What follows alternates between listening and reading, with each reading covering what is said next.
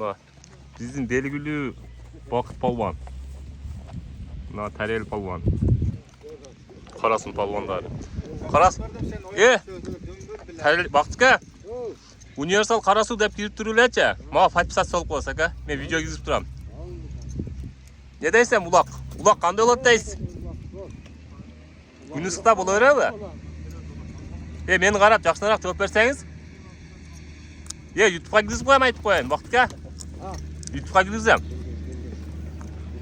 Sen 82 tartıp seni cezalı öğrenim benim.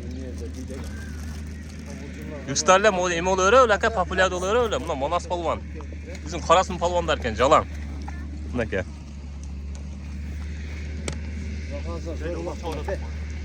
Gün ısıkta. Çarçırım menen bunu tutacağım çarçırım. Oluyor öyle. Buna ki Karasın Palvanları.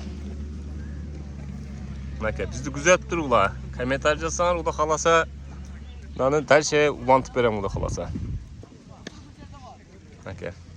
Ulak başta ulat.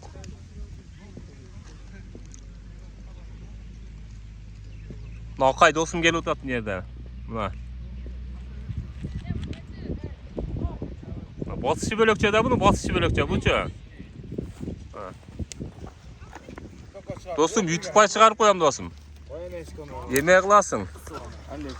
Aleykümselam. Qanday dost, soç yaxşı. Yemeğe kılasın. Universal Karasu dep girip durup, fatpisat salıp koyasın. Tum bakay. 89'ları aytıp koy.